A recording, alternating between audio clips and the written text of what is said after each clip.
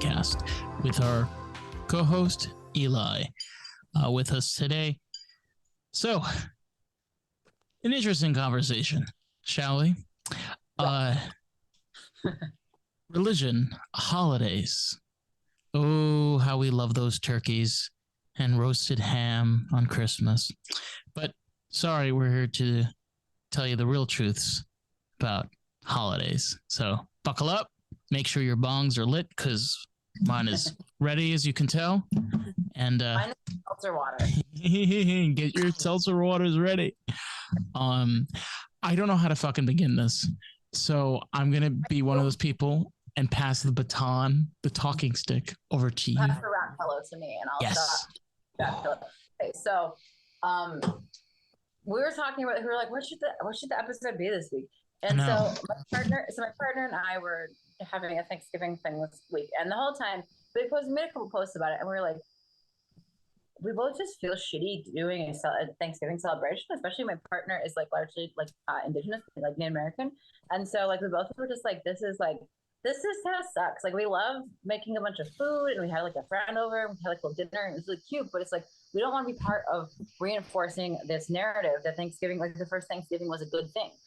It was like the pinnacle of like white colonization of the Native American culture in the United States. And so it's like, why would we want to keep reinforcing that? So like next year we're going to like do a celebration, but we're going to we're going to do the day after on Indigenous Peoples Day. Or sorry, that's inaccurate. It's not Indigenous. That's October 9th. We're going to do it the day after, which I guess is technically, but whatever. We're not doing it for the date. We're doing it for like, to make it something that's like acknowledging how fucked up Thanksgiving is, but also still celebrating with our friends because we love them and we want to create something that's like a nice little community feel. But like, that was what I thought of this topic this week, because I was like, there's lots of things like this, but you also have like religious things, like more like,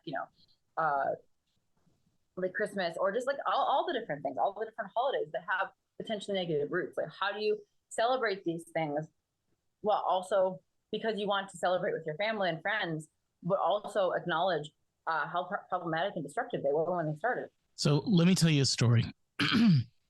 My mom is from New York.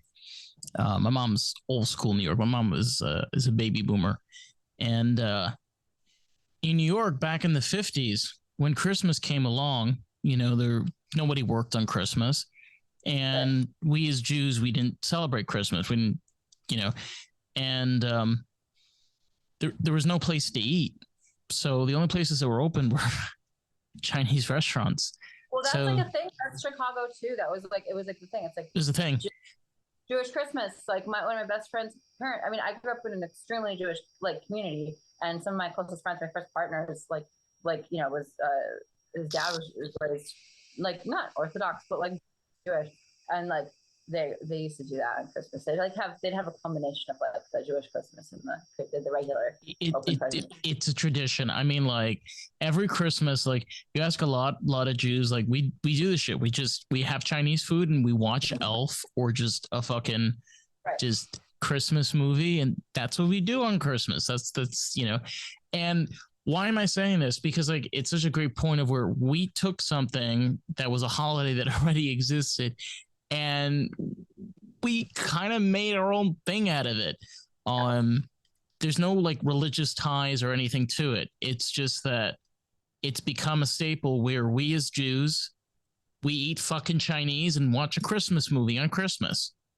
So there's a way, I think there is a way of like, I know this is just a silly example, but like there's a way of taking these holidays that have these bad roots and there can be positivity that can come out of it. Like, for example, a Jewish Christmas, because they're giving back to the community on Christmas. Well, so I've always been part of like as an adult, like, I mean, when I was a kid and a teenager, we would do like normal Thanksgiving, even though everyone kind of knew it was fucked up, they'd still do it. But like, since I've been on my own, I've like almost every year, which is like, for at this point, like 17, 18 years of being solo, or like on my own, like, so we would have like, either I would host it or like a friend of mine would host it and I would go to it. But usually I would host like a big Friendsgiving, sort of orphans Thanksgiving or whatever, where like whoever didn't have a place to go on Thanksgiving would be able to come and hang out. and like get a good meal and stuff. And they were always really fun. But they were also always done with the acknowledgement that like the holiday was like a messed up thing. Like none of us were being like, oh, this holiday is so good. We're so grateful. You know, we talk about gratitude, but we would also like talk about like the you know, the root of this holiday is something that is based on like, you know, genocide and colonialism. Like, you know what I mean? So like we would celebrate with our friends, and we would give a safe space to anybody who didn't have that kind of community or love or whatever, but also be like, but we know this is still fucked up. And so what my partner and I are talking about Yeah, I doing know like that feeling. yeah. So my partner and I are talking about doing next year because we just felt like we love doing it. Obviously, we love having friends over and cooking for them and stuff, and like, you know, having the celebration. But we were like, we have to take it a step further though, and just not even do it on the same day. We'll just do it the next day because we want to have a bit of a separation from the day of it, even though like we still want to do it. You know. So like something that like I've realized, and especially when you speak to Native American tribes, is the significance, and you have to understand something. The reason why not just the day, the month itself, November is very significant, is because there were a lot of attacks against the Native Americans that happened in November, especially diseases and killings and all this kind of stuff. But could you take Thanksgiving and kind of twist it around and say, okay, instead of celebrating Thanksgiving, why don't we take the day and celebrate Native American culture? You know, you twist it up. That's what we're doing next year. We're going to call it like, you know, like Native American Appreciation Day or something like that. And like we're going to do it with that in mind. And again, my partner is largely Native American. That was like, it was their idea. And like I think it's a great idea because I like creating, you know, I like creating the community vibe and creating like a home space for friends who don't have something somewhere to go. But like I also don't want to participate in the larger you know, meaning of it, initial meaning of it. But yeah, I completely agree with that. So it's all about it's all about finding the right approach, because like, the thing is, like we said this in like at the beginning, like I was raised Jewish. I was raised with all these crazy holidays. To be honest, there are a lot of them that are really crazy.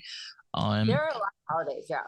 Oh my god. Well, just for starters, there's Rosh Hashanah, there's Yom Kippur, there's Sukkot, there's Hanukkah, there's Tu B'Shvat, there's Purim.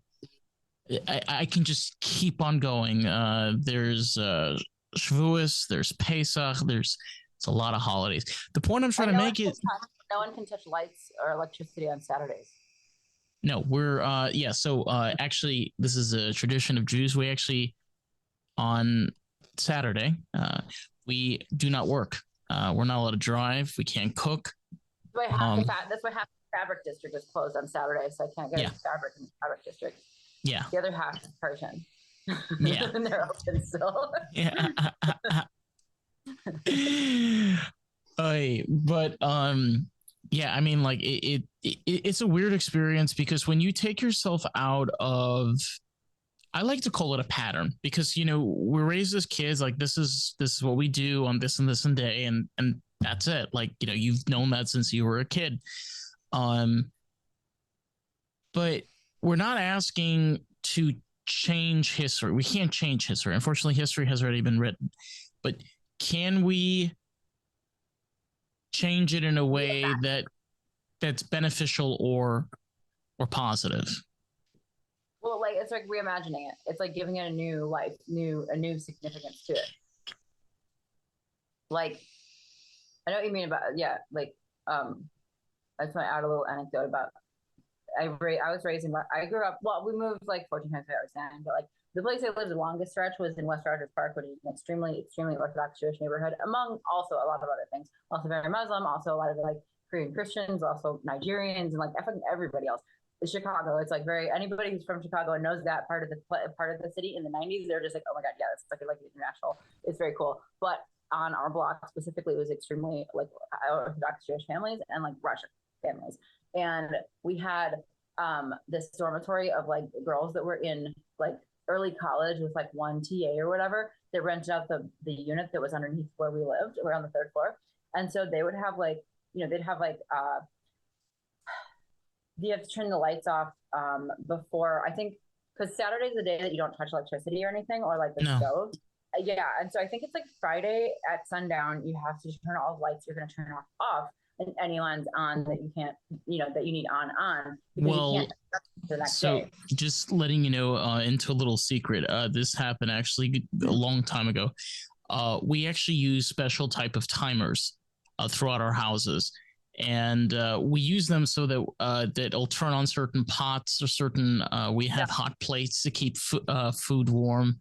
This is before that technology was super everywhere, though. This was like in like 1995, and so like the kids would just come up and they would ask me, like little like 10, 11-year-old me, to come and like turn off their stove, and electricity was really cute. So I like hang out with them. They'd be like, thanks for doing that again. But like, it's a beautiful relationship. Like my mother was a Holocaust scholar, and she practiced, like, she never converted officially, but she like unofficially practiced Judaism for like a lot of the last like decade and a half of her life. Like when she was on hospice, she specifically asked for like the Jewish hospice worker because she was just very taken and like loved the religion. She's like the second person she's the first person I knew, but the second person I actually like know as a whole who was like so in love with Judaism and spoke to them their like soul so strongly that they converted. Like I had this friend, I'm not gonna say her name, but I owe her a rat pillow if she sees this. But she like fell in love with the religion when we were like in middle school, and like the rest of us are like cooking, drawing like pictures of corn and Backstreet Boys, and she's just like secretly practicing like the alphabet, and like it was really cool. But like she eventually like she fell in love with it so much that like she converted from her very like Orthodox Christian family that was like very against it, and it was very cool. I like to just see somebody like where it's like they're so young and they just fall in love with this belief system. And you also again, because our experiences with the community are very different. You experience the community from being outside of it. I grew up inside of the community itself. Not only did I grow up in a mainly white Jewish community as a Sephardi, because a lot of people don't know this, there's actually two groups of Jews that exist today, which are Ashkenazi and Sephardi. And we are polar opposites. I mean, we come from Persia, Iraq, we come from Jordan, Israel, Syria, Lebanon, Algeria, Tunisia, Morocco, Greece. I mean, Turkey. Yeah. And I had to experience being segregated and adopting the beliefs and opinions of European Jews because my culture seemed to be too rational, especially the way that we did our holidays were. So this is another thing that's interesting too, is we're, as Sephardim, we have a different way of how we practice our holidays. We have different preparations. We may have different types of prayers that we use, certain traditions. Like, for example, as Moroccans, we have certain traditions we do on certain holidays. And that's the thing, again, about holidays, is they are stories that are passed on from generation to generation to generation to generation. And a really important part of my culture and my heritage is, me as a Jew. I mean, this is how I was raised as a kid. And like, even though I am secular, I'm not practicing by any standards, but I was raised that you're proud of your family and your tradition. And I keep that identity, and it's very important to me. But that's the thing, again, is where I use it as a positivity, where I say, I don't want to practice the faith because it doesn't work in my life. It doesn't. For me personally, it never worked. I never connected with it by any standards. But I am not ashamed. It's a very intense religion. I mean, it connects with a lot of people and doesn't connect with others. Like I've been on the like outside of it, but like just on the edge of the outside of it, where I've been welcomed into it a lot. And like for me, I was always like, oh, this is cool. I was never like, oh, I want to convert, or like this is something that speaks to me. But like for two people that I know, on a personal level, like it was like, this is the thing. And so I feel like it speaks to the people it speaks to it, and to the people it doesn't speak to, it's like either it's like this feels very, you know, it feels like something I don't want to do, or I'm neutral about it. And like I feel like, or and then there's a lot of people who Jewish people as well, obviously. But I feel like they're to the people it speaks to, it really speaks to them very loudly, you know. Well, that's the thing, though. This is the problem, and this is why I've talked in this podcast many times about this. Is for the Jewish community, especially the Jewish cult community, because that's what it is, and I'm labeling it as it is. They like to look at one perspective and one perspective only, which is the extreme. Right. And they don't talk to us Sephardim. Never. They never have any conversations with us. They never have conversations with people that have open-minded opinions.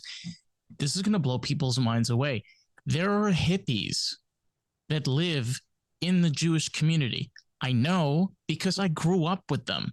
They are hippies. They're baby boomers that were hippies in the 70s. They became religious and they're part of the community.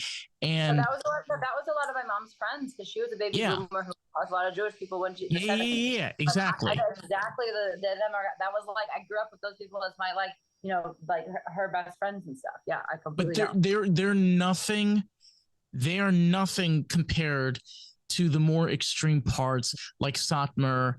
Well, no, they're like they're reformed, right? That's what it's called, like reformed. Like that was or modern. Some of them are there's some of them are reformed and some of them are actually modern Orthodox. But yeah, like I like in the burner community. Like I mean, okay, like how you and I know each other. Like your brother, you guys know. I know you. I know you because your brother's Burning Man camp, and like going to a party at his house on New Year's Eve. You know, and like that's an example of like where it's like there can be people who are from the culture or whatever, where it's also they're still very open minded and they go in these mind expanding experiences.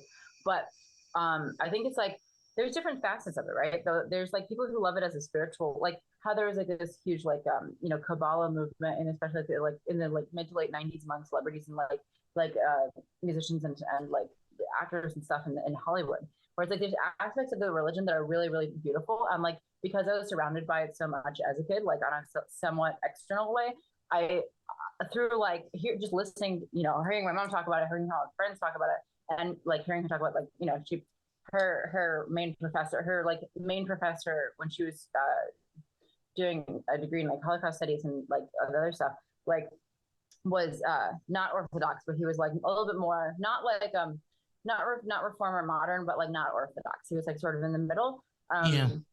And like so there's a lot of parts of it where but by the way, the in between is called conservative. Yeah, so I almost said that, but I was like, I don't think it's the right word. No, it's conservative. Yeah. That's what I thought when I should have said it. I should trust myself.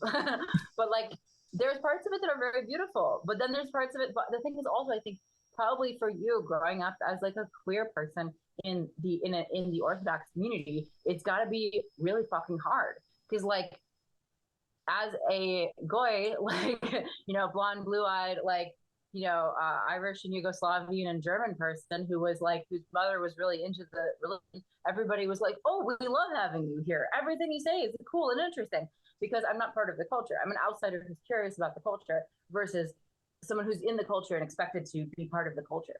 So it's very different. I recently heard this on a podcast. I'm not going to mention which podcast it is because I don't want to give any credit. They were talking about this book that was called Hebrews to Negroes, written by a man by the name of Ronald Dalton Jr. It was a book series, and then it was eventually made into a film in 2018. And he goes into extreme length to say that we stole the land from different groups that are part of the Black community. And Israel? Yeah. And, you know, to further state his opinion, he said that we caused the slave trade in Africa. Interesting. I haven't heard that, but I'm curious to hear more. It baffles me because just hearing this anti-Semitic, because it's pure anti-Semitism. Like, when it comes to history, we stole the land of Israel from Canaan, which were Canaanites, or people who lived several thousand years ago. Yeah. Okay, but so did the Egyptians, so did the Babylonians, so did the Persians. Yeah. The thing is, everybody stole from everybody back then. Exactly. Like, well, and that's kind of, this is the thing, like looking at that kind of stuff through like the modern lens. Like, obviously, I don't support like certain, like I don't support colonialism and stuff, because I think that but like when you're talking about people who are in the same region with at the time the same kind of power structures fighting each other, it's like it's not necessarily like an overarching one with a lot of power versus an underdog. It's like two people that are the same sides fighting each other and one wins. And it's very different. And I think that is like when we look at a lot of things through lenses, and back then it's like I'm not talking about colonialism or like US, like when there's like places that have like guns and ships and these superpower things, and then you have like a country that's using like more like hand tools and stuff like that. It's not fair whatsoever. But it's if it's two people or like two entities of the same power, like that's not the same thing as like one taking the other one over completely. Well, because it's the understanding of we have advanced tremendously as a society, and back in those times, if you're not a part of our race, you don't matter, and we are going to wipe you out. And we cannot, again, like we cannot erase our past, but to go to such lengths to say, you know, like they stole this. You have, like, in my opinion, I'm basically like, who gives a shit? Everybody fucking stole from each other for variety of stupid. Problem with that, like, how can you be a white American male? I'm assuming a white American male wrote it. Exactly. Like, how can you be okay with living in the U.S. and having like a house and a car and like a job? How can you be okay with like living in like the most like flagrantly like colonialist society, one of the most in the world? How can you be okay with that and speak from that vantage point and then criticize Jewish people for stealing land 1 million years ago? Like, it's completely hypocritical. It is. Like, if you're gonna critique like colonization on one level, you have to critique colonization on all levels.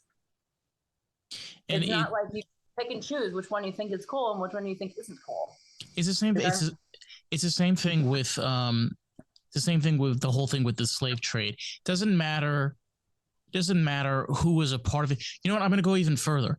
Take the Germans. Okay, you want to blame all the Germans for World War II? You can fucking go ahead and do that. You know something? I have a beautiful tattoo that's on my arm right now. Okay, that was done by a German artist. She's a wonderful woman. She gave me a fantastic tattoo, and she's a beautiful person. I don't give a fuck about her history and her shit in Nazi Germany. A lot of them left or like fought against the Nazis as well. Like my dad's late mother was was born in Germany, and like I think lived there until she was I think it was in between the world wars. But they were like, her family was like, we do not support what's going on here. We get the fuck out of here. So they came to Chicago. Like to persecute. The thing I'm saying is to persecute people because once at a time Germany was Nazi Germany. Yes. Is not fair. You can't persecute old German people today because their country was full of fascists. Old German people who were involved in the Nazis. Of course. Of course. No, Brando, like, no, you can't. And I do think that, here's the thing. I do think, and this is where I like fully support this is where I like fully support the movement right now that's happening on the sort of like more like woke leftist like communities of like I don't mean that in a critical way. I'm just trying to like categorize it for people that are listening. Like in terms of like the more radical and like radically minded, like especially like Gen Z and like some millennials and like the younger generations and stuff communities of like holding white people accountable for like white privilege and also like colonialism and colonization in the US, I think is fucking brilliant. And I think we absolutely should be doing that because like, I think that like, and this is my perspective on it. A lot of people don't necessarily have this perspective. Like like who are white people, because I feel like they're like, well, I didn't do it. And it's like, well, no, you didn't do it. But at the same time, you're reaping the benefits of the people that did, that had the same skin color as you.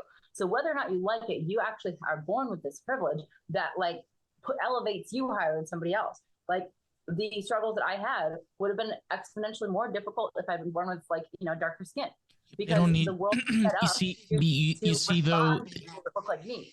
Okay, but And I have to, and I'm going to acknowledge that. I'm not going to be like, oh, that's great, you know, whatever. I think, but I'm going to call out the fact that I unintentionally like benefit from like how culture sees me. I mean, okay, so I think this is where like opinions kind of differ, because my philosophy when it comes to woke ideology is where I don't believe there's any kind of thing as privilege yet in practice, because what we have done was we've created this idea of privilege that exists because a race of people, no offense, I am part white, um has caused a lot of havoc on this planet, a lot, an immense amount of havoc. But there are other groups of people that are non-white that have caused an immense amount of havoc for a very long period of time.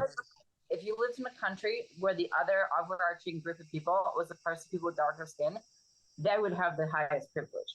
In terms of where we are, because they're the ones that are the ruling, like the, you know, the like the ones that are seen as like the higher, you know, higher up. In the United States, it's white people.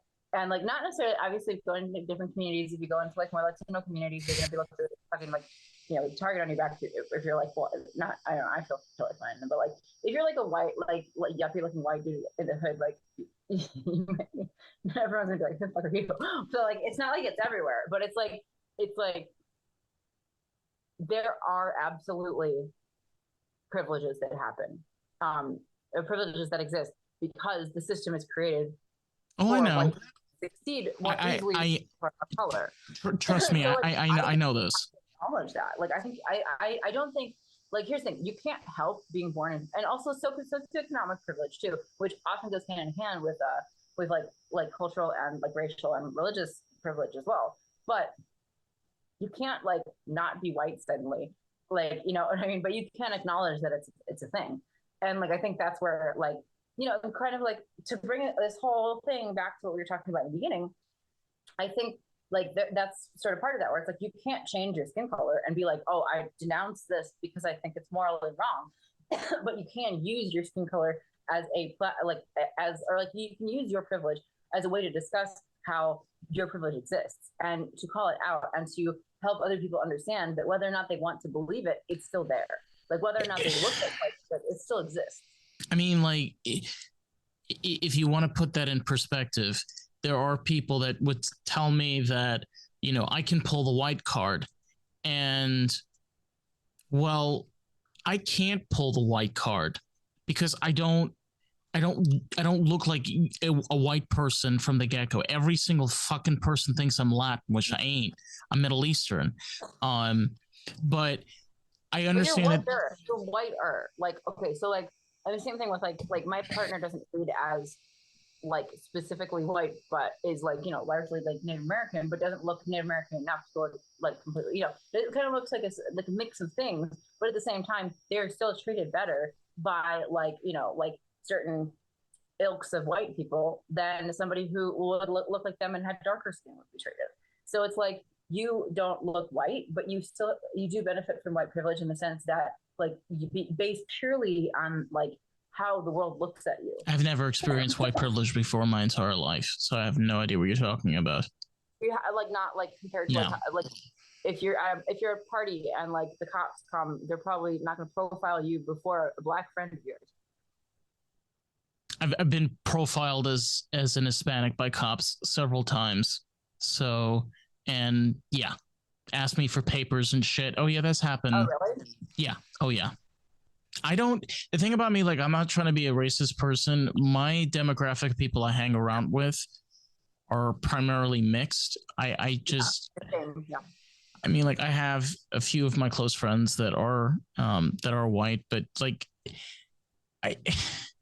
this shit drives the fucking like crap out of me, because I'm like, I actually enjoy having a diverse amount of people around me because it's kind of nice. You get to, different cultures and different foods and different experiences and different words and stuff.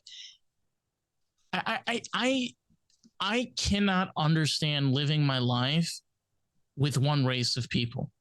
No, I know that may seem so narrow minded, but I don't know. I cannot live my life if I just have only one race of people I see every single day. I think I would go out of my mind.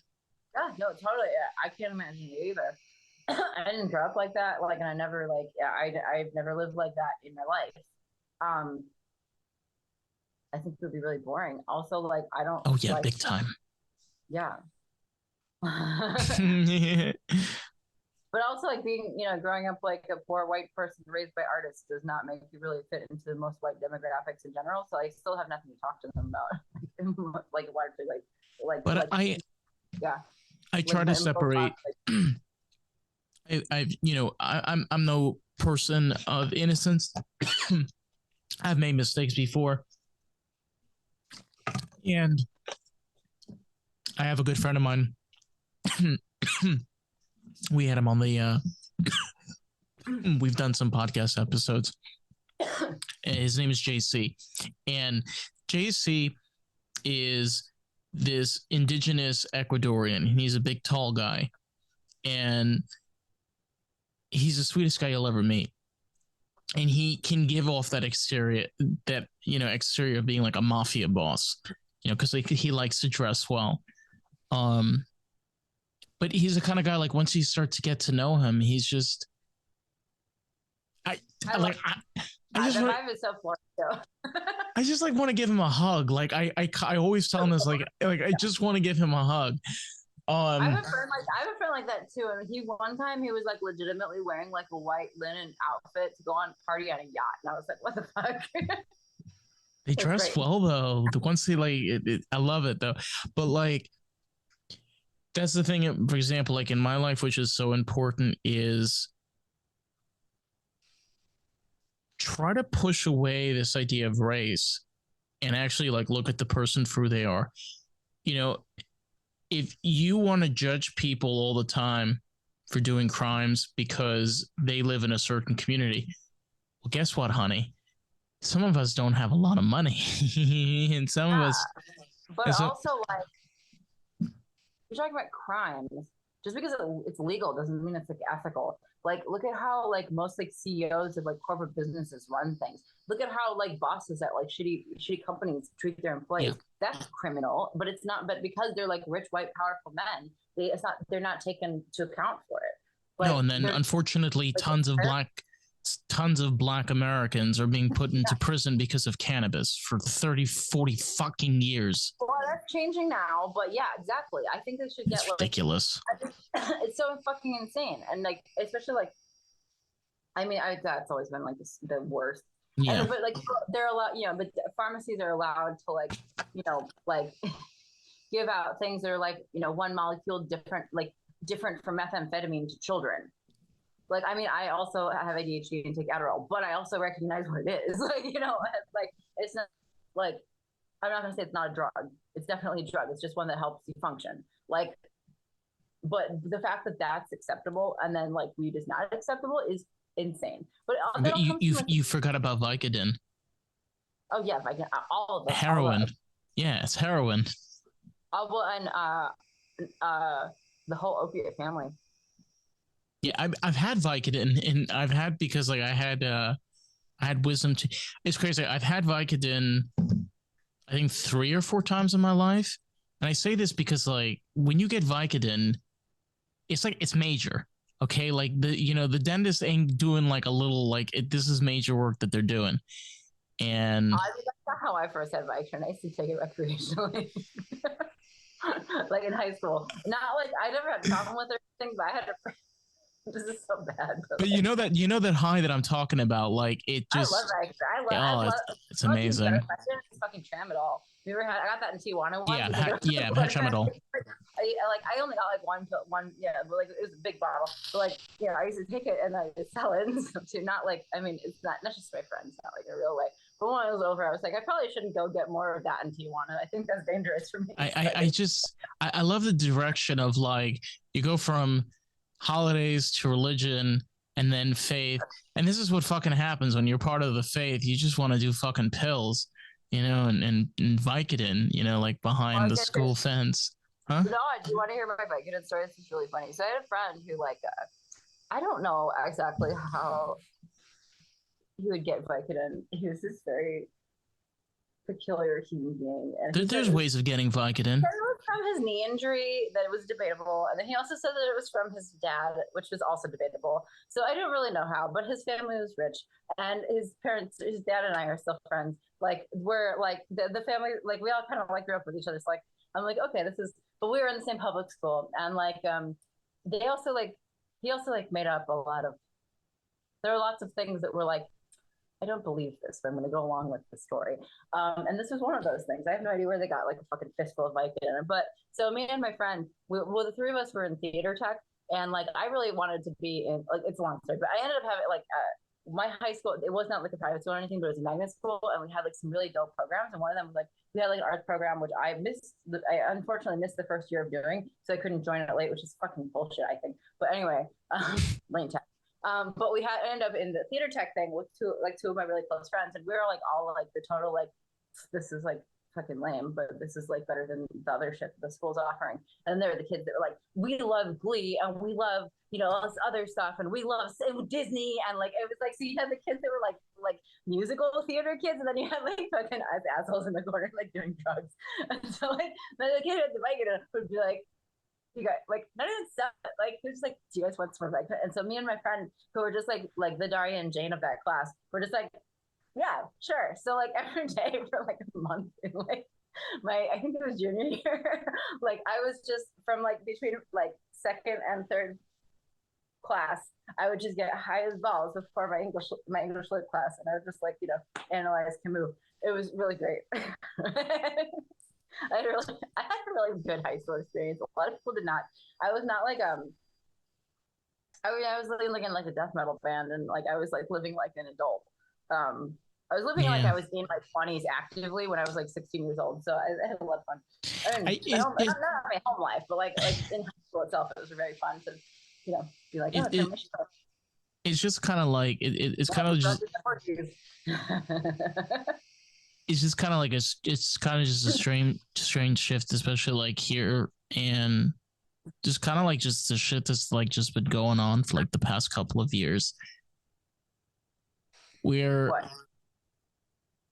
I'm getting to the point. Just the marijuana.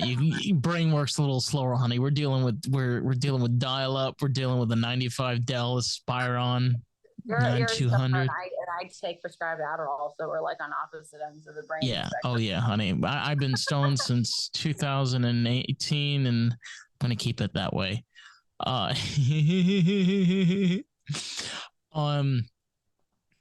But I mean, like we've seen the problems of the past, and we acknowledge them, but we tend see this is where this is the term where conservative kind of falls into a little bit of a problem.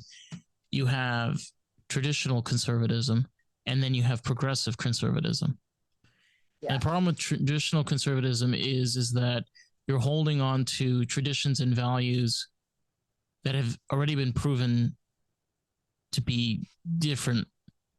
When I say different, I mean this was a holiday of genocide and manslaughter, not of cheer and celebration. Well, no, and it was also like the pilgrims were like, we're starving, and the Americans were like, we'll get you some food, and they're like, cool, now here's blank infected with smallpox. Like they saw the charity, even though they needed the charity, they saw the charity as a weakness, and they saw it as like it was like, oh, these people are trusting, let's take advantage of that. Like, and that was like, that's where this holiday comes from. But it's this whole story of how like Native Americans and pilgrims had dinner together for the first time. Like, do you know why the buffalo are wiped out? What? Like, why? Do you know why the buffalo are wiped out in this country? Yes. Like, do you know, like, okay, It's because of hunting. well, no, yes, but not really, not entirely. So, I mean, yes, it was from hunting, but do you know why they were hunting the buffalo specifically? Well, I know from one tribe that she came on and she said that they purposely hunted the buffalo to extinction so that the Native Americans wouldn't have Yes, any buffalo. because there And were tribes that were like exclusively like followed the buffalo, and their entire life was the buffalo. And they would like hunt them, make the meat, they eat the meat, make the stew, use the bones, use the skins as like teepee stuff, fabric, just every single piece of the animal, and that was their entire existence. And they were a tribe that literally followed the buffalo, and like that. And so the white people came and they realized that if they killed the buffalo, they completely like eliminate that tribe's ability to like survive, support themselves. And so then they become dependent on the white people, and that's how they were able to like tame them. It was super fucked up. But it wasn't just like hunting like normal hunting. It was hunting specifically with the aim to eliminate those tribes of people by starving them to death. it's just a reminder that no no start of an empire is pretty. You know, the empire of America, which exists now, only exists because of all the bloodshed and the destruction and literal change of landscape over 200 odd years. Um, we can't change that. I mean, we live in the world that we live now, where we can't like tell everybody, all right, give us all your electricity and your electronics. I'll go live in the woods with the bears. No one's fucking doing that. We can make it better for them. Like, Yes, we can. Extremes are not saying like, oh, white people need to go like live off the land and like not have anything because their ancestors did these terrible things. But it's also not putting Native American people in limited space, you know, in reservations where like poverty is like insane, and like food resources are bad, and there's no like, you know, work opportunities, and it's just like being trapped. Like it's putting it's like it's those are not the only two options. I don't think this will ever happen, unfortunately. But the dream is that Oklahoma is given back to its rightful people, because I'm not. I know there's a lot of people who live in Oklahoma, but it's Native American land. Have you ever looked at a map of Oklahoma? It's Native American land. That's where my partner's from originally, from Oklahoma. Yeah. So like he knows this, and yeah, no, Saturn grew up going to like with their grandmother, who was Micmac, and going to like before, like Saturn was living in like group homes and stuff. There was a period where they lived with their grandparents up until 13, and like so Saturn like grew up like going to powwows and stuff and making beads and selling them with their grandmother and stuff. Like very much knows about that culture, and like and yeah, it's like it's a beautiful and vibrant culture, but it's also like surrounded by all this like, you know, the rest of by Oklahoma. It's like those parts of it are really cool, but the rest of it is like what you think of when like it's conservative white people.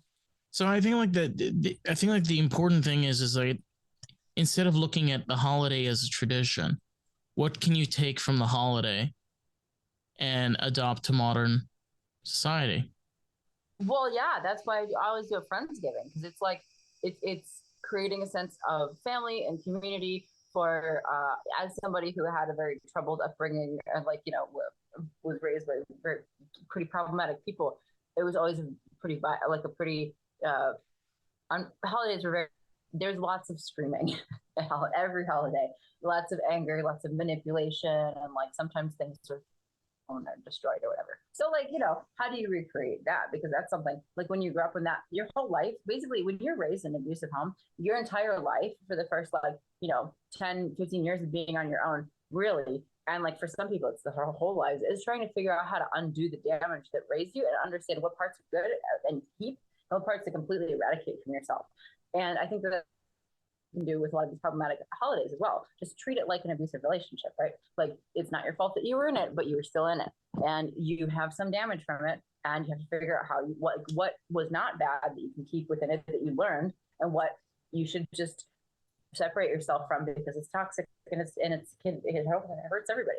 So I think that looking at the holidays like that, you know, and so it's like creating a Friendsgiving, something like that, or now we're gonna, you know, celebrate in Native American remembrance, whatever. But like doing something that's like, you're still creating the community and like the home aspect and the support for people who might be ostracized from their families, or their families they've just separated themselves from because they're destructive, or their families are dead or whatever. Like now you have a place to go on this holiday so you don't feel alone. It's weird though, because like, I mean, I've been out of the faith for about 6 years, and I don't remember when the holidays are, but when they are, I don't remember. I don't remember when they are. I'll get reminded here and there, like, because I have a religious family. But the oddest thing to me is that like I remember each part. Okay, this is like this is like where the trauma shit comes in, is where I can remember Pesach. Okay, I can do a Pesach right now. I know how to do it. Okay. And I haven't done that shit in like I mean, I've gone to Pesach Seders in the past few years, but like I haven't like practiced it as a part of my life for a very long period. And I'm just saying, like, another approach is just completely ignoring it. I'm not necessarily saying that's the best approach, but sometimes as a person, the only way to heal is to move past it and say, okay. Yeah. Well, no, that's true for sure. But I think there are people that want to have nothing to do with these things, and then there are people who really want to yeah. And so I think that if you feel like you want to separate yourself from something that hurt you, that's totally cool. But if you feel like you want to still embrace it but make it better and make it no longer the harmful thing that it started as, I think that's also good. And I think that like the people who don't want to, like, there are lots of people I know who are kind of like, you know, like cynical about holidays as a whole, and they're just like, oh, I don't care, whatever. And it's like, that's cool. That's not really how I feel about it. Though. No. Yeah, no, totally.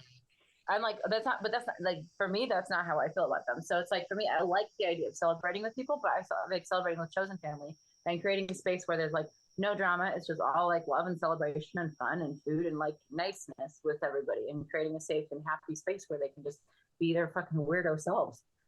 Yeah, I mean, like I met a gay couple a couple of years ago, and they were both religious. They were both religious Jews, and I thought that was so amazing because, like, so you know anything about Orthodox Jews? They don't like gays. They don't like lesbians. They fucking don't like trans people at all. And it's horrible. But that's like, it's not like Reformed though, right? No. So like, if you're in the Orthodox community and you're part of the queer community at all, you're fucked.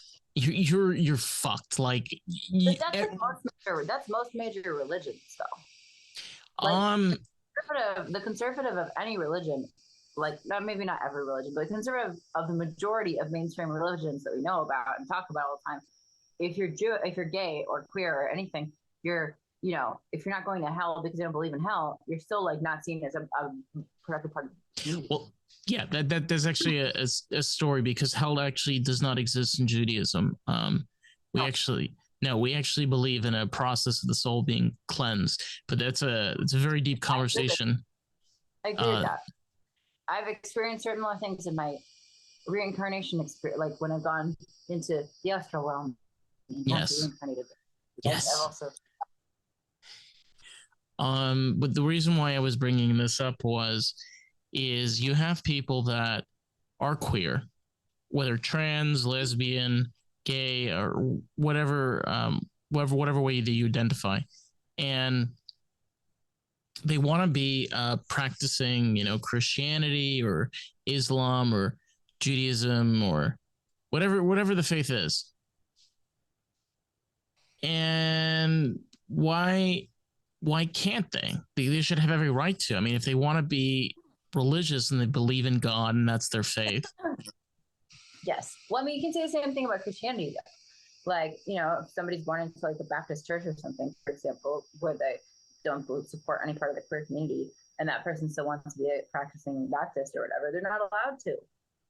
Like, and a lot of like, that's the whole thing. It's like a lot of religions that have that keep that kind of archaic structure to them, like the olden days kind of structures to them, like they are like that. It's not just Judaism. Judaism is one of all of many.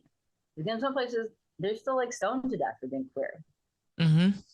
Like, and like, it's not, that's just religion, I think. I don't think that's Judaism specific. That's just organized. No. I'm just saying, like, from my own faith, because I experienced it in person. Well, I grew up in a grade school that had 22 different language groups. It's like kids from all over the world. And then my high school had like 52% Latino, and then also the rest of it was like everybody else from the world. Like, I grew up with lots of kids who had families that were traditional from all different countries. And I think that that is something that's an extremely common thing, is like where you have to hide who you are from your family, or you're going to get ostracized from your family. And it's extremely unfortunate, but like it happens with like Muslim kids, it happens with Christian kids, it happens with people who are just, you know, traditional, like from certain parts of like, you know, like the Middle East, or like parts of like, you know, different countries in Africa and stuff, like where it's just, you know, families hold on to these traditional, like archaic masculine and feminine roles and social structures and strata and all that stuff. Yeah. And it's like, if you deviate from that, you're seen as like this, like a young troublemaker, basically. Yeah, I mean, I again, I can speak on this firsthand because, you know, I mean, my parents were interracial, and that may like seem like, okay, cool. Yeah, when you're in a community like I was raised in, to be having interracial parents, that doesn't bode very well for a lot of people. And a lot of people did not like my father because of he wasn't one of them. And I mean, I I hear you.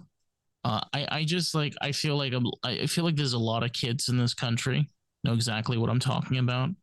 Yeah. And not just growing up like in, like with Christian or Muslim homes, or, in general, just, even if, for example, I've known kids from Indian homes, with just this, also Asian homes, this whole thing where they have to become doctors and lawyers, this like indoctrination where they come to this country and they have to.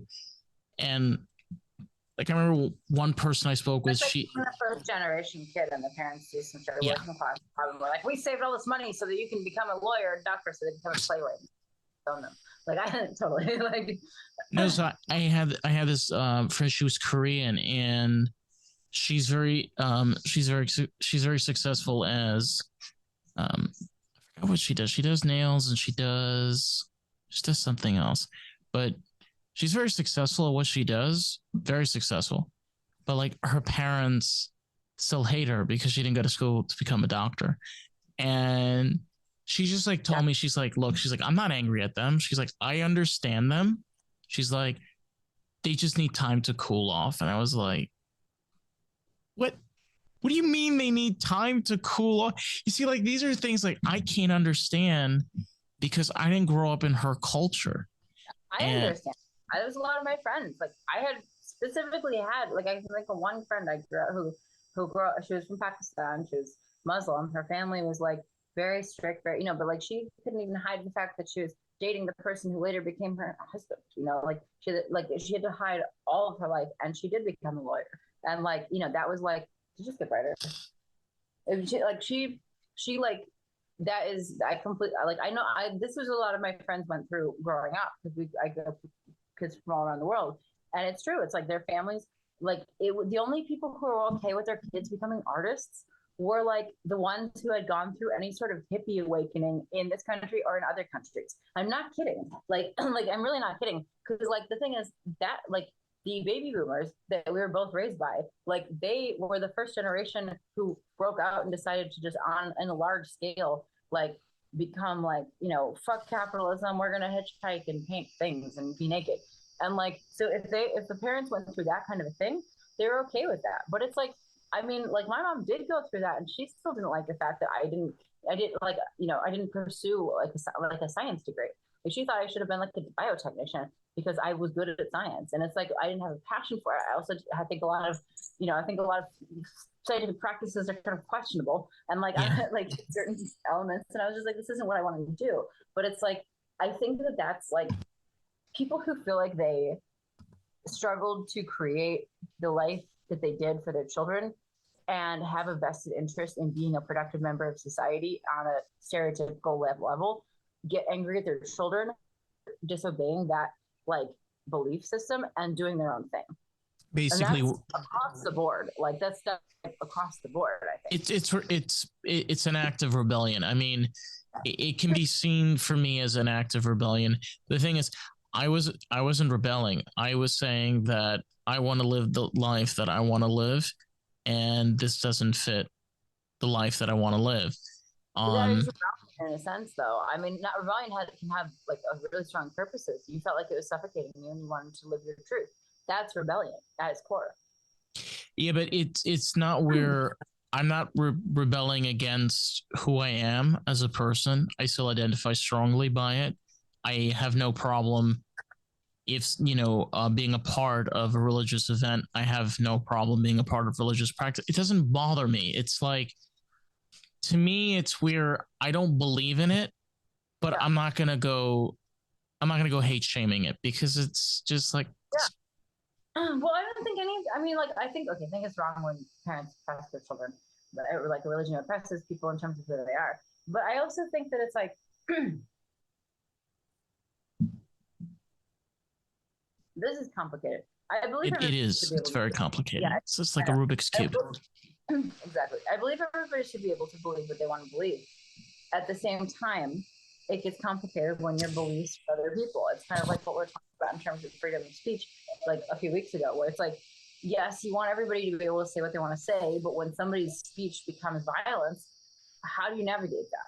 And the same, I think, can be said for like beliefs in terms of like religious beliefs, like, families, first generation born children and stuff like that, right, where here. It's like, yeah, exactly. Like, my dad was a first generation born child, and like, he was always kind of, like, and I think there was less of that expectation because they were like leaving, they were leaving during the world wars. So it was a little bit less like, oh, you have to be successful, because they were kind of like, we're just getting the fuck away from Europe because it's going insane.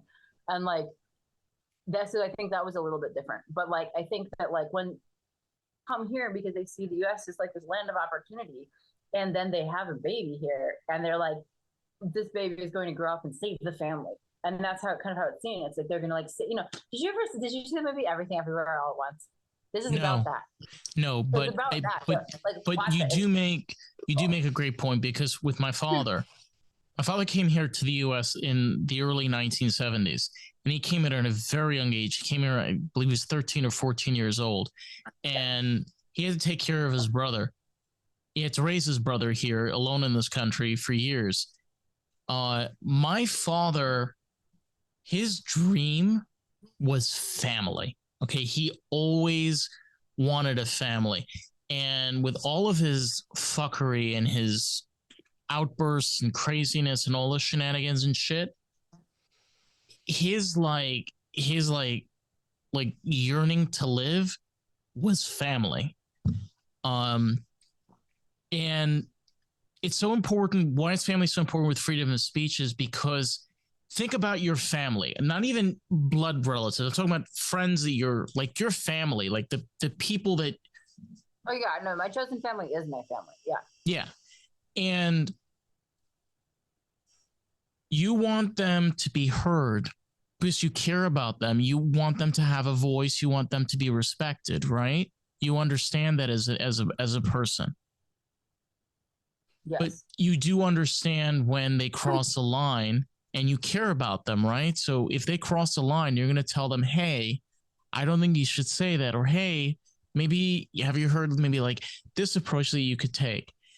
And you're not taking somebody's rights away.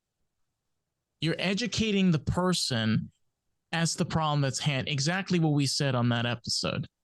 Yes. But when the belief reinforces the belief that certain people are inferior and certain people are superior, Yes. then that person's not going to believe you when you say that what they're saying is wrong. They don't have to believe you, but they're not going to act in it because they're like, you're oppressing me. You know, that's what these idiots think. No offense. I mean, offense actually to the they can believe whatever they can believe. But what we're basically saying here is that we're telling you our opinions on this. I heard your opinion, so I'm going to tell you my opinion. Yes. And that's it. Like, you have your opinion and I have mine. You can agree with mine. That's great. What do you do when you're a kid? This is a whole other, I mean, this is like we're on a whirlwind. I mean, this fucking shit can go for 2 hours. Who knows? I know.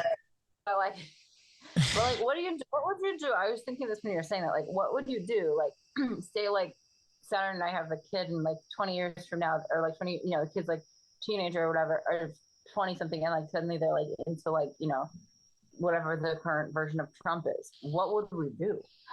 Like, how would you like? I mean, that would be crazy. I don't think it would happen, but like, what if it did?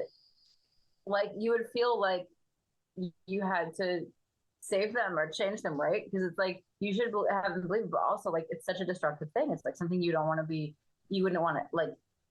You would want to support that person as a person, but you would also not want to talk about it if you would talked about what your kids were doing. Think about it like this. Think about the parents that had kids in the 80s and they saw people dying from AIDS and all this shit. Sure. And they said, you know what? We don't want these kids to grow up in a world with a president like Ronald Reagan ever again. And then George Bush Jr. comes along and it like just makes Reagan look like he's the fucking Uncle Sam with a big ass smile. Pretty much. I don't know. Well, Reagan stuff was worse in some ways, though. Oh yeah, way worse. Yeah. No. Like George Bush wasn't that bad. I'm sorry. I was just making a joke. He was bad, but he wasn't that bad.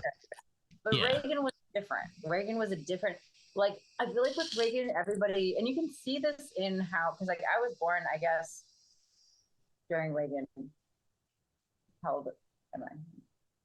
You said 83. You said 83. I'm 86. You're 86.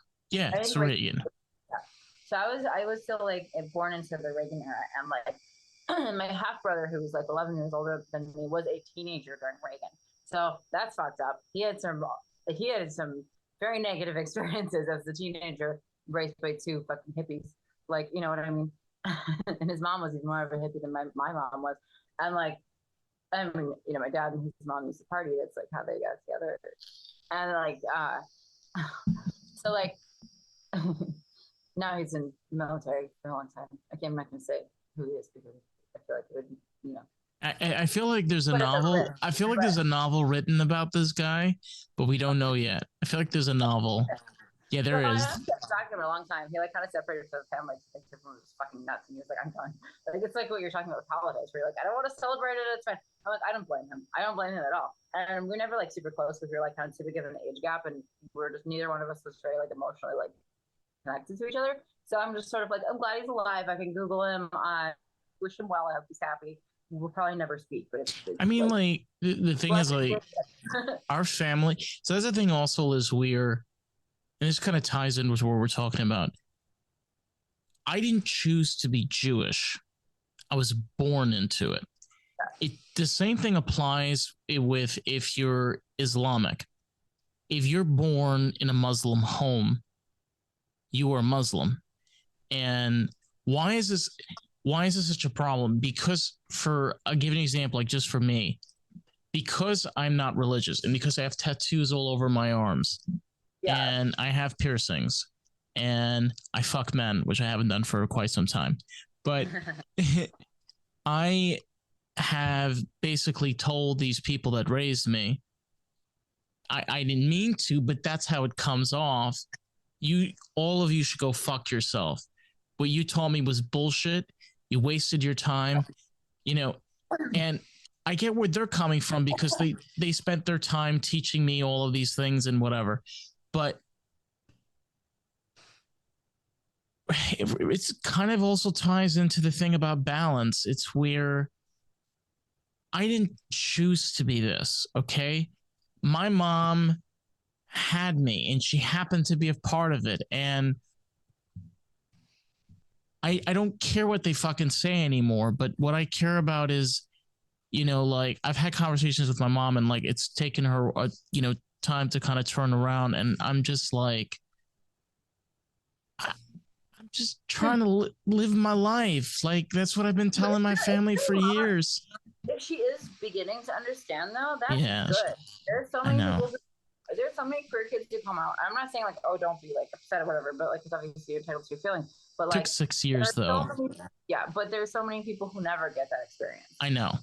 And like, and there's so many people who are raised by people who are just mentally unstable who don't get that experience for completely different reasons. Like the fact that you like it is. I'm not saying that like you shouldn't hold her accountable for how she did hurt you or like feel sad because of that. But you should also, I feel like there should be some gratitude in the fact that you have this. It's in your 20s.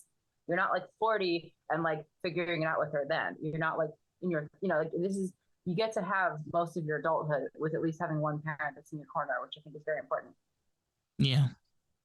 I mean, I think it's also important, like we were talking about friends that are family, where I know people that have mother, like a friend that is basically a mother to them.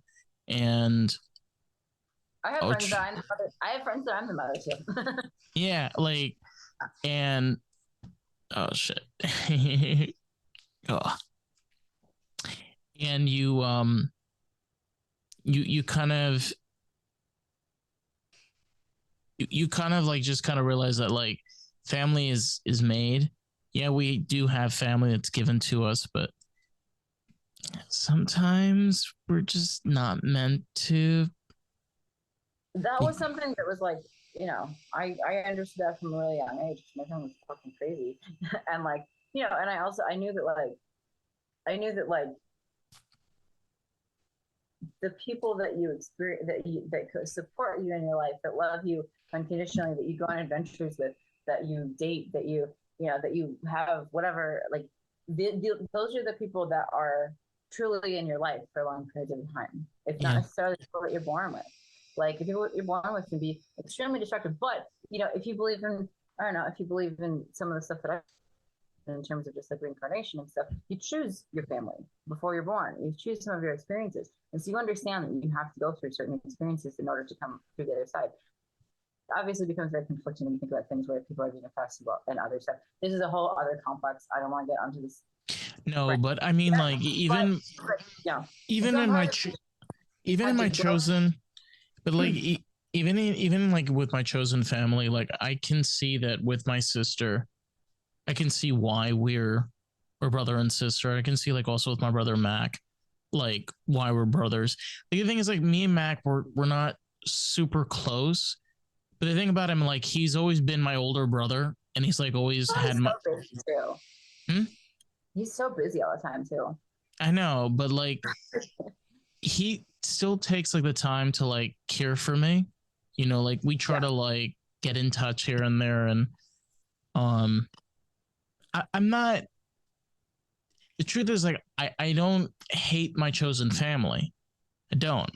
I probably would have chose my chosen family, but I do believe in that. I do believe that you do choose your biological family. No. No, you said you don't hate your chosen family. No, I love both sides of my family. My chosen family are like the people like like I love them, like they're like my family. I have my actual biological family, but like I love them, but at a distance. Because like literally at a distance, because we live in different states and countries. Yeah, which is the problem. Yeah. No, absolutely, I understand. Like I have very little contact with my biological family because my mother's whole side is dead, and my dad's side was pretty estranged. But I appreciate the times, like my dad and I reconnected after not knowing each other for like 8 years, and when I reconnected, I was 23 or 24, and like it was not like a dramatic experience at all. I was a dog walker at the time, and I had a dog that was on his walk, and I was walking it, and I was like, that's my dad's old building. I wonder if he still lives there. I haven't talked to him in 8 years. I wonder if he's still like I wonder how he's doing. And one day it was raining, and I was walking with this fucking wet dog, and I'm just like in head to toe like rainy gear, and I see him, and I'm just like, "Hey, Dad," and he's like, "What?" I'm just like, "Hey, it's your daughter." And he's like, "What? Really?" And I was just like, "Yeah, wait, how's it going?" Exactly like what. But that's just like me. I'm like kind of awkward, but like awkward in like a funny way. And so I'm like, I don't know, but I'm also not like, oh my god, because I was like, I don't know. I feel like my parents hated each other. I didn't really like get along with either of them that much. I couldn't wait to get the fuck out. I had no interest in staying there. I had no interest in really staying in contact with them that much either. Like, I mean, I did, and like when my mom died, like my aunt and I took care of her, until she died. Like we took care of her in her last, fucking feeding her and stuff. Like she was bedridden, and like I still stay there because I am a very like loyal person. But I didn't talk to her for a few years, like much in the few years leading up to that period, because I was like, every time I talked to her, I felt like it was like, it was very like mommy dearest, if you're familiar with that concept. Like like it was like that, but like the art version. I get that because like for Yeah. example, like I love my mom, but my mom can be hard to deal with, and she doesn't mean it to be that way. She's just like that's just the way like she can come off like strong, and she like again like she doesn't mean to, and I know that. Um, but I Oh, know that like my mom enjoyed it. My mom enjoyed watching other people squirm. She enjoyed making other people extremely uncomfortable. She enjoyed, and she enjoyed mentally and emotionally just like shredding people. That was like her thing. She was also, I'm not gonna say she was like entirely bad. She also was a very inspiring teacher to the people that she taught, and she had lots of all of her friends had like a superficial, like a love for her because it was like a superficial connection. Like to her family, she was a monster. To everybody that she was friends with, she was like inspiring and funny and creative, and like everyone thought she was brilliant.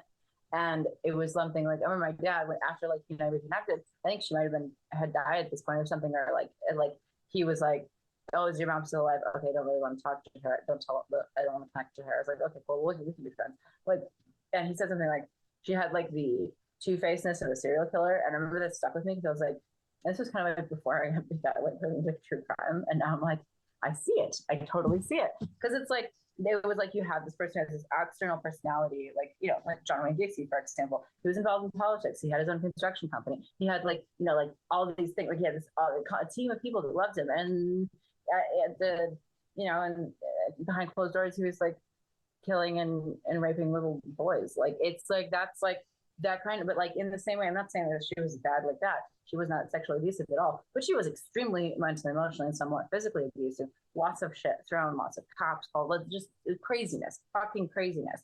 Like, I haven't seen this kind of thing represented in the media really, which is why I'm writing a book about this experience, because I'm like, I don't know, there's other people who experience my shit, but most of them are not writing novels. Like, like, I mean like I can I mean like in a way I could relate. I mean I never had anything too extreme. I mean my dad was mentally abusive, also physically abusive as a kid, and he used to like he used to bottle up his emotions. This was the thing about my dad, and he used to come home just angry, and if you ticked him off just a bit, dear Lord Jesus Christ, have mercy. yes. And he had this just roaring anger. Yes. But the thing is, like that was the thing also too. Like to the outside world, my dad was this wonderful person, and my dad could be wonderful. Like he was, he was very inspirational. He could teach you things. But at the same time, he could be. I don't even want to use the word. He could sometimes be he could be just such a monster. Yeah. Well, that upbringing is kind of how my mother and my aunt were raised. Like they were like, so my dad was like child of immigrants, like Yugoslavian and German. My mother's side was all Irish, and Irish Catholic people were like they were like quiet crazy. Like they were like like because it's like they were very much Irish Catholic community, south side of Chicago. Like father, their dad was a lawyer, and he was like a pretty high level political lawyer. And the mother was like, think like a Joan and Mad Men kind of vibe back when women didn't work. And like, so like they were both like pretty heavy hitters in like their of their generation, but they also like were both like daily blackout drunk alcoholics who used to beat the living shit out of my mom and my aunt. So that's the thing that she was coming from, and being a fucking psycho to me and my dad. And like, so I have a lot of sympathy too, because I'm like, unless you undo that damage, and she only did acid a couple of times, so she never really went down the rabbit hole. But like, she didn't like ever find a sense of healing. She just found stuff. And so she became a hoarder who, and like she never gave up her negative, like she stopped drinking and stuff, but she, chain smoked until the day she died. And it pushed people away because it's extremely, and it also like it was really damaging on her health. And like she just never undid the damage that we're talking about undoing in terms of like reimagining and recreating things. So she just filled the void with stuff and with people who are like these sycophants and yes men. And like, unless you like, I think you can come from like any background, as long as you understand the damaged things that you experience are not things that you can keep bringing with you as you go on in your life. Like, I think whatever your background is, you can be whoever you want and need to be for yourself and for the people around you in terms of like growing into something positive. But you just have to like see what is negative and see what needs to be left outside the door and never picked back up. One thing I always remember from my dad was my dad was very against college. He he always used to tell me, he's like, you're not going to waste your money on college. I'm not going to see you. My dad was very against college. And he always told me, he said, I know that you're going to be successful if you have your own business. And he believed in that. He believed in that. He believed in that. And I've, since he's been dead, like it's unfortunate this is what happens, but I just been focusing on the positive, like the things that I do remember. Yeah. And there's the dark shit, but but if I need to remember him, I have the other stuff to rely on. Yes. I know that sounds probably. No, I think that's very positive. I mean, like I had lots of positive experiences with my mother as well, even though I understand that she was a very destructive human being in a lot of ways. Like there are definitely positives. A lot of my exposure to like art, certain like art and music, and like that. When my parents were, when I was like 13 or 14, one of the many times I got kicked out from my mom's house, lived with my dad for a while, and like I remember thinking like when I lived with his house, I had some like he used to call it the Fight Club house. It looked like a house in Fight Club, and like he had, we're broke, so he couldn't afford like a new bed for me. So he just took his mattress and he sawed it in half. And so he built me a little piece of carpenter. He built a bed platform and put the half mattress on the bed platform. I just remember like, and my bedroom was his tool room. But it was fun because I was also like, he actually like, rather than taking any money I ever made, he would give me money, like, not a lot, but like, he'd be like, oh, here's like $5 for the next couple of days. Or, oh, do you need like something? Like, are you gonna, if you need to get lunch or something? My mother was always just like, had no money. And so like, or if she had any, she was like, it was just spending on shit she wanted. Or like shit she thought that I needed and not like lunch money. Like I need to get food. like, but like, like sometimes not exclusively, but you know what I'm saying? Like he was much more generous, and he was also like much more lenient. And so I loved living with him because I had like the freedom that I didn't have at her house to just be and do whatever. He didn't give a shit as long as I wasn't getting into trouble. He really didn't care what I did. And he like liked what I did. He encouraged me to do my homework and stuff, but he was not a micromanaging parent whatsoever. He was like, he was dealing with his own demons and stuff. But the thing is, he doesn't drink anymore. But like at the time he would drink, he would drink sometimes. Like he would not be the nicest person. But like so, and it was hard to navigate that.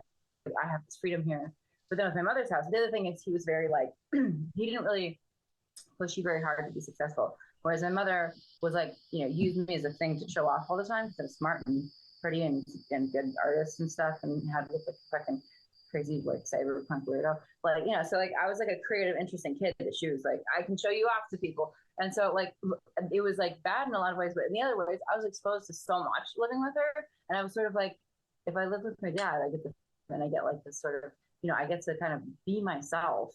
But if I live with my mom, it's more negative, but I also know I'm like kind of getting a better No, expanse of the world. there's Like, no perfect solution. The thing no. that I realized was, especially after I left my parents' house and I've been hopping and bopping around, you know, from country to coast, I was craving for a home for so fucking long. And I finally came down here to Florida, and I've been doing great. You know, I've been here for a year, and I don't have any plans of leaving here anytime soon. Yeah.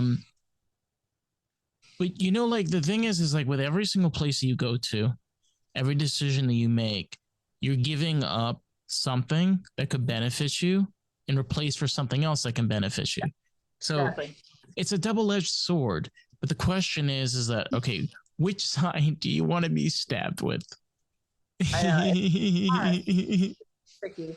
Well, some stuff happened, and I ended up living with my mom for the rest of like high school and stuff. And a little bit after, like, well, I was back and forth. I was like around afterwards, but like, I didn't have like I got my first apartment at 19, you know, and like, but I did decide to just kind of suck it up because I was like,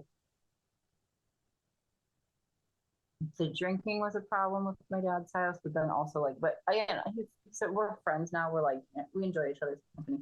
Like, we don't see each other much, but like, we'll send a few texts every, you know, a few texts a few times a year, and sometimes we'll get coffee if I'm in Chicago or whatever. It's not like we're not like, oh, family, but we're like, hey, you're cool. Like, you're a cool person. I'm glad that I came from you. It's nice, you know, like your paintings, like, you know, but like we're both painters, so like, you know, show each other work and stuff. But like, you know, it's like that felt like the more inconsistent and both relaxed, but also sometimes a little frightening when there was other, you know, boozy stuff involved. It's funny because like with my, I was like, she didn't drink. She was fucking an asshole, but she never drank, and she didn't even. She started smoking weed again because she used to love weed, which she smoked weed when I was like in my 20s, but I was like, I don't care. Like, I wish she did this when we were a teenager, even less than an asshole. Like, but like, you know, it was like being with somebody who had like not an altered state of mind, I think was necessary at the time. Cause yeah. It just like remind me because like with my mom wanted me to pursue my creative talents. She was very against me playing music. I wasn't allowed to play instruments when I was a kid, and so like I did pursue my art, and I got better with my art over time. And unfortunately, I haven't really had that much time to do my art, but I've also taken the time to also be able to play guitar. And one thing, like, you know, like I'm just realizing as an adult now is where we have so much more freedom than we realize because like we spent so long being controlled as if like we were in cages. But that unfortunately is life. Unfortunately, not all parents are perfect. A lot of parents make mistakes. And what can we take from the experiences sometimes unfortunately our parents give us when we are in our adult life? Totally. And when you do something or you're an asshole the same way that your parent was, you're like, oh, I need to not do that. Like, but you can also be like, what did they positively give you? Like, I had in some ways I had a great childhood because I was able to explore creativity in a way that a lot of people I knew were not, you know, or I wasn't like locked up. Like my partner was like literally locked up, like literally in like group homes and stuff. Like I could have been so much worse. And I'm very grateful for how I grew up. I'm also going to, you know, I always mention the negative as well as the positive.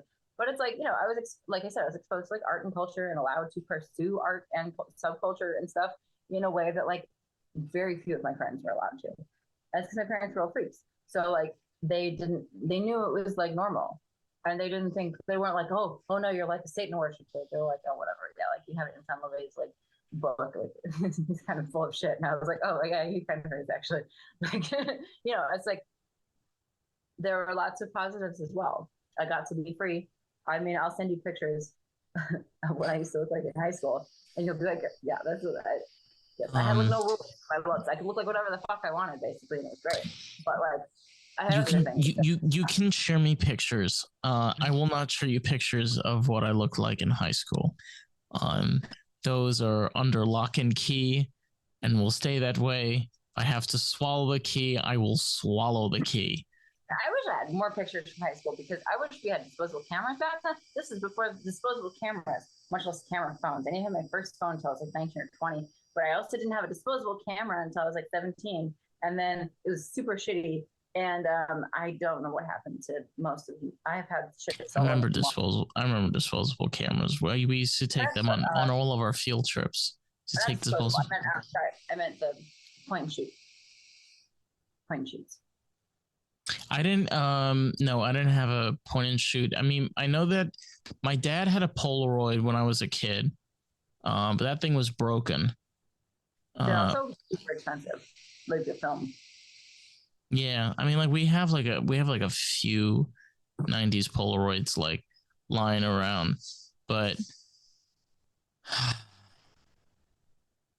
it's just like it's still hard because like especially when it comes to holidays and all of these kind of things, it's just to me holidays meant chaos. Okay, yes. Like just to give this an idea, and I'm sorry if I'm being very open right now. Unfortunately, it's the marijuana. This is what it does to your brain. And it's the holidays, so it's a weird, you know, it can put you in a weird space, contemplative space, because there's just a major holiday.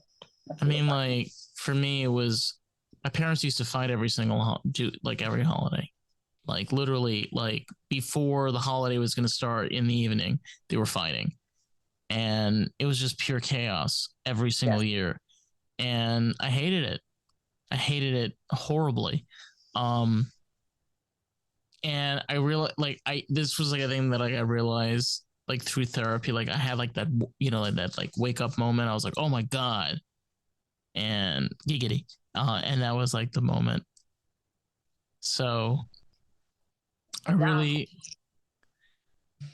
yeah. So I mean, I was just like really, it's really hard to like find the pros because like you just like, you know, put the label on there, like, you know, in bold letters, you know, like denied.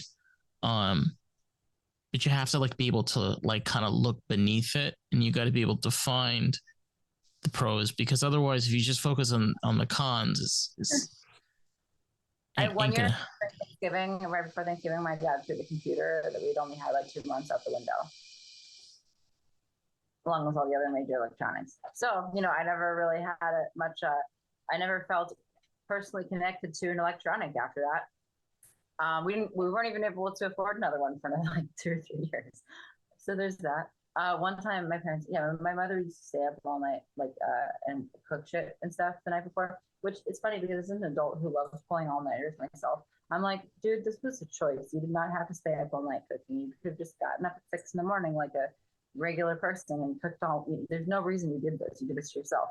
Like, I do this to myself, but I love doing it. Like, I do this out of pleasure. I can't say this to her because she's dead, and if she wasn't dead, I could still couldn't say it to her because she would have jumped on my throat. But like, you know, they're like, she would like, and then my aunt would come over. My aunt like helped support my mom during the last like several years of her life. So like, my mom died in like $40,000 debt to my aunt, but she would just, my mom was just always stuck, and my aunt was a huge phony, so she would just like berate her, and then she'd berate me. Like, unless we had a guest there, if we had a guest that was not part of the family, it was totally fine. But if we had like anybody who was considered a family, even like close friends, it was just like a fucking nightmare. One year my dad took the Christmas tree and he rolled it up into a rug and then sat on it. his mom was being such a dick, and they're So, fighting. so you're gonna love this. That was funny. My grandfather, God bless his soul, he's in his 90s. Uh, he and my father did not get along very well, and there was an incident at a wedding at one of my relatives where I was with my father at the time, and he went and sat down, and he sat into like the wrong seating because it was arranged sitting, and my grandfather was sitting there, and he was telling him, "Oh, you can't sit here. You can't sit here." So my father misunderstood what he was saying. My father thought he was telling him he can't sit at the family table. He has to sit, with the guest. But my grandfather was just telling him was that they were just sitting there because they had to sit down just for a bit, and they were going to go to the family table. But my dad just lost it, and then my grandfather threw a plate at my father. Yeah. And he used that story, oh my God, so many times. And even my siblings asked me, I was like, I was there. Okay, it was a misunderstanding. My father lost his shit when he shouldn't have. And like, I wasn't allowed to say that. I was forbidden to say that. Like, why? Yeah, Because I mean, like you couldn't call my mother out on anything. Like, if you ever tried to bring up her behavior, it just became this like never-ending guilt trip of like God. how you're ungrateful and how you're a worthless piece of shit, and how she like for me, and like how like she shouldn't have had me, and how like I was like all this, it just goes into it snowballs into all the like destructive things that parents say. I just kind of like, I mean, honestly, I didn't really like her.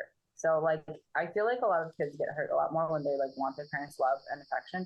I was sort of like, I think this person is kind of a creep. I don't really want to hang out with them. If they don't like me, that's okay. Like I don't want their approval because I don't really like who this person is. But yeah, I mean, so I think I would have enjoyed it if we'd gotten along better. But whenever she was really nice, it made me uncomfortable because I felt like she was just gonna like twist it again somehow.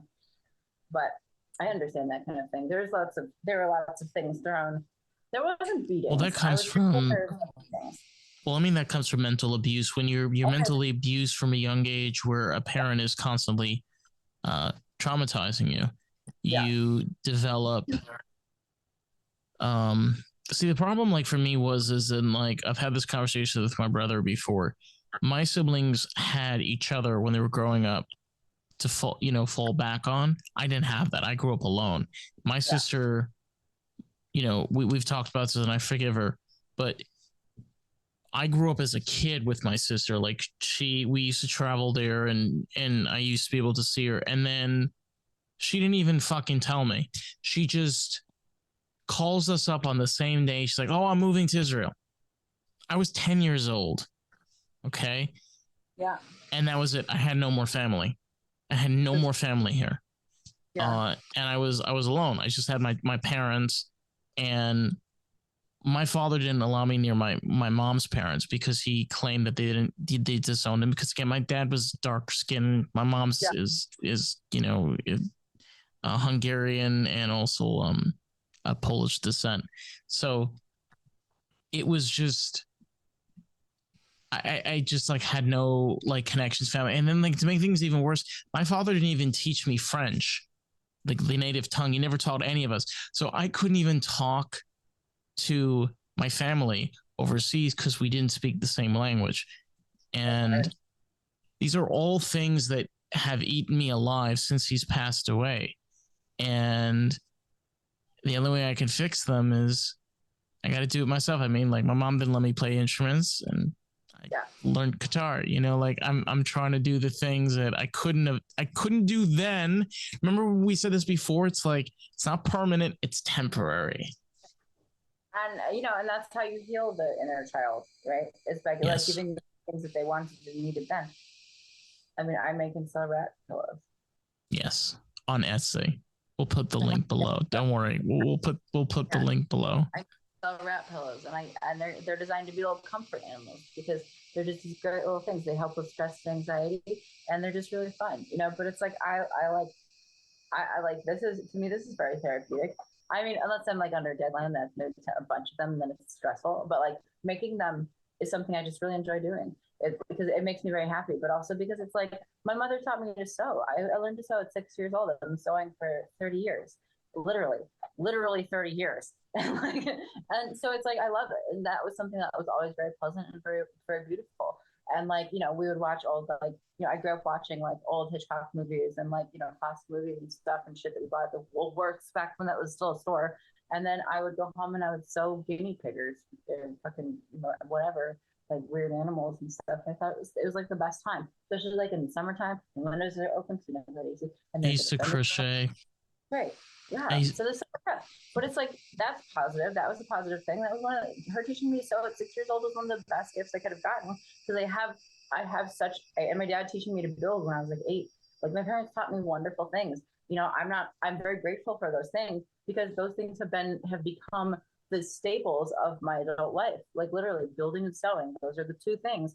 Like even more so than writing, the thing that I actually have a degree in, like, and everyone was like, "Oh, you're such a good," you know. But like the other two things that I learned at a very, very young age, the things that have literally given me my path and or like helped me illuminate my path in life. And like, I'm extremely grateful for that. And like, that's not something you can get with every parent. And like, I think that that's a, you know, how do you remember your family or whatever that's negative is you look at the things that they did teach you that are beautiful and you say things. I mean, my mom taught me how to sew. My dad taught me how to cook. Yeah, I mean, like my parents did teach me a lot of things that I use now, and you know, we got to be grateful for the little things because there's a lot of things that, trust me, we do as adults we don't realize that's what our parents that's what our parents did. I grew up, my mom was obsessed with like, she was like collector, then eventually hoarder. She used to collect a lot of antique stuff, and her favorite era was like Art Deco and Art Nouveau. So I grew up with like every print of banana leaf. And as an adult, I paint banana leaves. I get paid to paint banana leaves for people's businesses and homes. Like, this is something that, like, again, I was raised by this stuff, and I think it's beautiful. And so I incorporate them into my paintings because they're something that, like, you know, they're those are the positive times when we would go shopping thrifting together or like go to the fabric store. There's this place called Vogue Fabrics that was in the town just above Chicago, Evanston. And we would just go and it was just like a fucking like entire block long of fabric. And it was sort of like the first time I went to the fabric district, I was like, oh my God, this reminds me of Vogue Fabric, except like on steroids. It's so cool. And like, you know, so there's like lots of things that were like these beautiful little moments. And there was so much fucking chaos and negativity, but I don't forget the little moments. And the little moments, whether or not I talk about them all the time or like think about them all the time, they have literally been the things that helped me build my own life. And so like I'm grateful for that stuff. It doesn't undo the bad parts. It simultaneously the bad parts. And you can love the good parts and still not like, you know, and still not embrace the bad parts. Or not, you know, like the bad parts. It's all about you. It's all about using the tool properly. Yeah. Gotta make sure you read the user manual. That's in English, not in Espanol. Yeah, exactly. Jesus, we've been on this wall trip for yeah. It's time for me to go make some rat pillows until I go to sleep at like 4 a.m. Yeah, I'm passing out. It's like about 2 a.m. over here. But this has been Peace of Mind with Eli and the Rat Pillows. My room is full of these are all ones that are just our personal ones that we sleep every night. This is what we sleep. We literally there's one more that's so much of we sweat. But these are like the ones that we sleep with every night. We just like get into bed and like usually Saturday a little before me and I'll like step working on something. And so like usually like it'll just be Saturday like completely passed out and like me having to crawl into bed and like navigate over a pile of like these fucking rat pillows and like Be sure to check out Underland Creations. We'll leave a link below. Well, actually, Etsy shop is Underland Creations LA because I had to do something because apparently there's other Underland Creations on Etsy, even though I am the only person who owns the legal the LLC of it. I'm the only one who owns that business name, but apparently there's other Underland Creations on Etsy that are like probably just not legal businesses or whatever. And so it's Underland Creations LA. Yeah, we'll put that below. Yes, it's gonna be fun. They're all named really funny things too. They all have very like poetic names that I'm very proud of. And they're squishy, and they are stress relievers. Yes, I'm sending at some point. Yes, we need one for we need one for Twix. We gotta get her a little like that size. These are the pin cushions. I make tiny. People love these ones. These are only $15, and like these are just little pin cushions. I use them all the time. Every time I step. Is that also cotton? It's cotton. I'm going to put some steel wool inside of them because you're supposed to have something pointy like that sharpens the needle. So these ones, this was just my flagship version of them. But like, I changed the design a little bit because I mean, I'll also at some point because I sell them, but like when I sell out more consistently, I'm going to have to like start using a sewing machine, not doing all of them by hand because it's just too much. You sew them all by hand? Yes, as of now, all of them are sewn entirely by hand exclusively. Also, all of the clothes I design are also completely hand sewn by me. Honey, you need to get a sewing machine. I have a sewing machine. It's right there. I just don't like using it. I like this. This is relaxing. Sewing machines are annoying and it feels like a job. I can do this and put on like, you know, I just watched Aquarius with David Duchovny, who was one of my very first crushes. And he's hot when he's like 60 too. Anyway, I just love this. Fuck it, I love you. I think it's because he's such a fucking like yes, unapologetic like sex maniac. Like I love that. I think when I was like 12, and I was like, that's what I like. All right. All right, everybody. I can't watch the TV show and sew on a sewing machine. Anyway. The lesson we learned from this is that you should grab your needles and sew. And the never gonna not be hot. Yeah, but make sure you clean your needles, okay, before you use them. Why? It was a joke. Oh yeah. I stab myself all the time. All my hands hurt. All my fingers hurt right now because I had a bunch of shit. All of them, most of so we can get off of here. Okay. So we definitely. Oh God. Anyway, so we'll see y'all on the next episode of Peace of Mind. Stay tuned for the Brad Pillows.